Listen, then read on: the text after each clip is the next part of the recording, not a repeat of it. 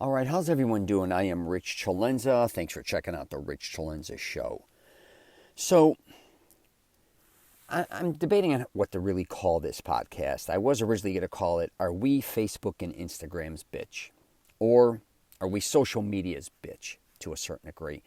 I know that may sound a little aggressive, but after being involved with social media for so many years now, I've slowly but surely, kind of seen things from a different perspective, and you probably have as well. You may have, besides just been posting things the last, I don't know how many years, or decade or longer than that, obviously, posting things that are personal regarding family members, friends, even maybe things you do at work, whatever. You may also have a brand that you market on Facebook, Instagram, LinkedIn, Twitter, wherever. And, that's great as well. You may even pay for, Facebook ads, hypothetically, or paying for other, other social media platforms. But after kind of being involved with this myself, I've really been taking a hard look at what am I doing this for? What am I truly getting out of this? And I really think social media is getting a lot more out of it to a certain degree than me.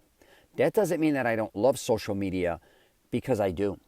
I actually have no problem with Facebook or Instagram or any of them, truly, because I kind of know my place to a certain degree. And I do know they take a lot of my information, right? Use it to their advantage. I would think behind my back they're selling my information, right? I would think. That's what we hear.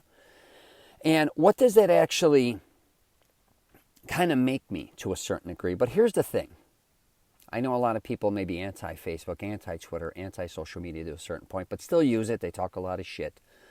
But in general, I'm just saying, you have a cell phone. I don't think anyone's protected. I'm just telling you, this is my perspective on it. You may not have any social media accounts, but I can assure you your phone is giving everything away. I don't care and even if you just use your phone for Google, hypothetically, which most people are, GPS, just phone numbers. Access to other people's information that they may send you, even texting one another, emails, all these things, going to different websites, right? You are giving yourself away. You're just basically from a digital blueprint. They could find anything out about you. Even if you look at people that are kind of getting busted for doing a lot of things, especially breaking the law, usually the first place they go to is their phone, right? Or their computer. First it was computers, now it's phones. They can ping you to find where you were at certain times. They could go into your deleted emails, deleted text. They have all this information on you. So I think people thinking they could be protected, or they're protected because they don't do things on social media, or they don't do certain things on their phone. I think you're bullshitting yourself. That's just my opinion. Let's kind of go back, though, to, for instance, Facebook. Actually, I'm going to go back to MySpace, because it first started, in my opinion, with MySpace, and I really loved that platform because I was a filmmaker, and I just finished 2 films, and I was starting a clothing line. So I'm like, oh my God, this is the perfect platform for me because I can market all my shit here. And then it was so much better than me having to email everybody all my information constantly. And this is really before texting or any of that. This is before the iPhone. At least I had one of the first phases of iPhone, but when MySpace came out, it might have been around the same time, but it wasn't. Believe me, it's a whole different time and place compared to what it was then. But anyways, I liked that platform. You could become friends with people you didn't even know, and you can also see what they were doing. I love that concept. Then Facebook came out, and kind of MySpace went out of style, and I was very aggravated at that. I had really a lot of connections on there that I worked on and went back and forth. Me doing 2 films, I built up very quickly, maybe 14, 15,000 connections. Did I know all these people? Absolutely not. But I did know a lot of people, though, and I was doing premieres for my film festivals. So when that kind of went out of style, I was really aggravated. Then I was dating someone, they said, oh, the new thing is Facebook. I was like, okay. I didn't even do it. I didn't even set up my own account. I was very aggravated for a couple years.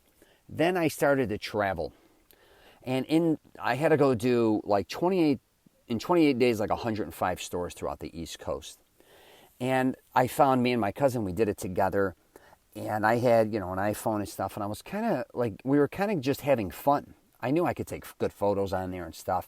And then I realized there was a component where you can check in. So I just started with Little Italy, Boston. I love it there. So I'm kind of putting in pictures, like a lot of people, foodies, originally, I think, that were on Facebook. Kind of, if you weren't putting up pictures of your family and friends, I was putting up pictures of food.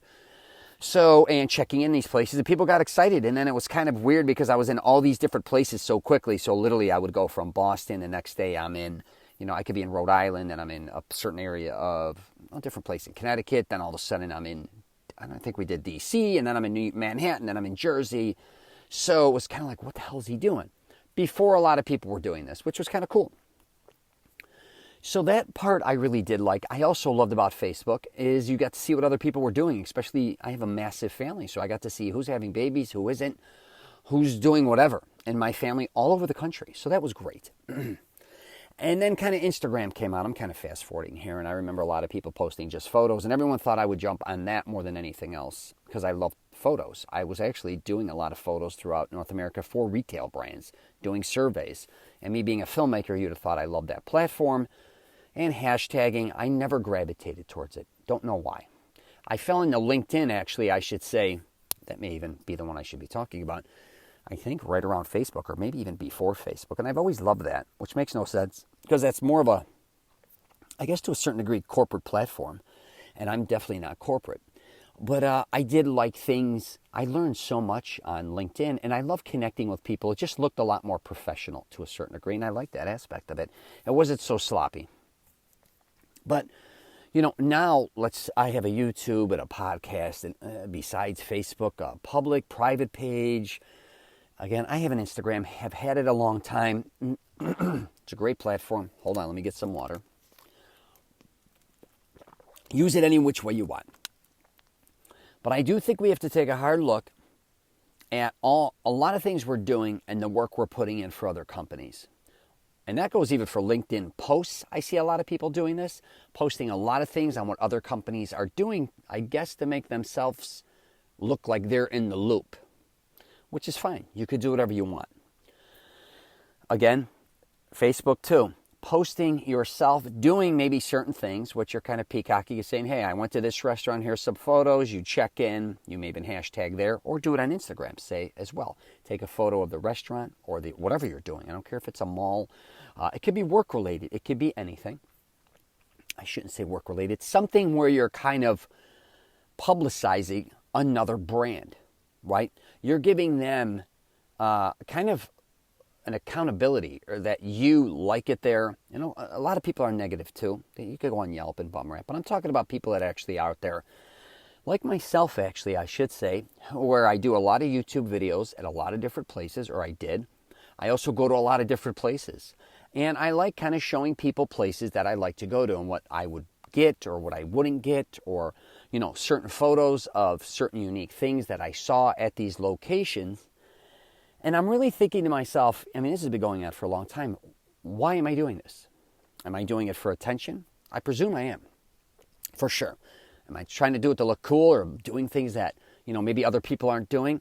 I don't necessarily look at it that way, but to a certain degree, I guess it is, because I do live in Florida, and I do get to travel, or used to travel, all over North America.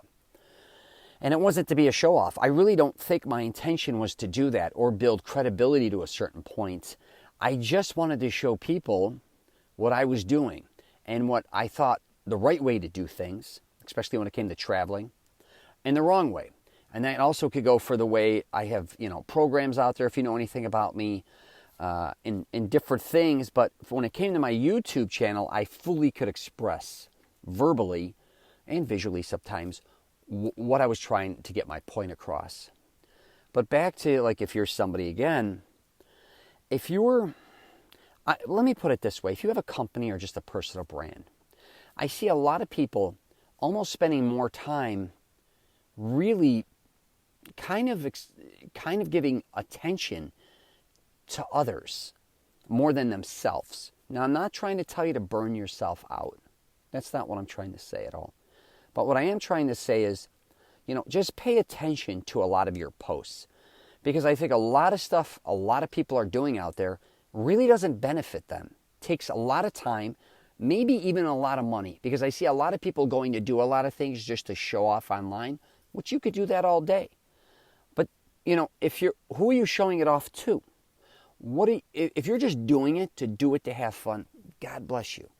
But I do think a lot of people do get wrapped up kind of with doing things that really aren't that beneficial, especially on social media. And again, I'm not here to tell you how to live your life on social media. That's whack. But back to if you are, and I'm going through this myself because I have all these different things going on. But all of that shit, a lot of times, is me wrapped up, again, promoting other things, marketing other companies again, other people's information, regurgitating other people's quotes, hypothetically, or photos of other people, or articles about what other companies, again, are doing, videos on, what others are doing, and watching tons of videos on all these type of things. What am I doing truly that is benefiting me? And, again, it's up to you to kind of figure that out. But I just thought I would do a podcast because I just think a lot of stuff that I've been doing, and I've been looking at this time and time. I'm like, why am I taking a picture even at a certain place on Instagram, and I'm spending all this time hashtagging, uploading it? And it's not just that. If you look at if you take a photo or take a video or whatever, that's time consuming as it is, right? Then you have to upload it. That's time consuming, right? Hashtagging it or whatever, putting tags in there, words, whatever, if you have a YouTube page or whatever, that's time consuming. Now here's the deal. Now everybody that, you're looking for people to like it, obviously. You're also looking for comments. You're looking for, now you have to respond to all these different people. Is it worth it? Is it really worth it? I think the reality is, if you look at Facebook or look at Instagram, I can't say we're a client of theirs.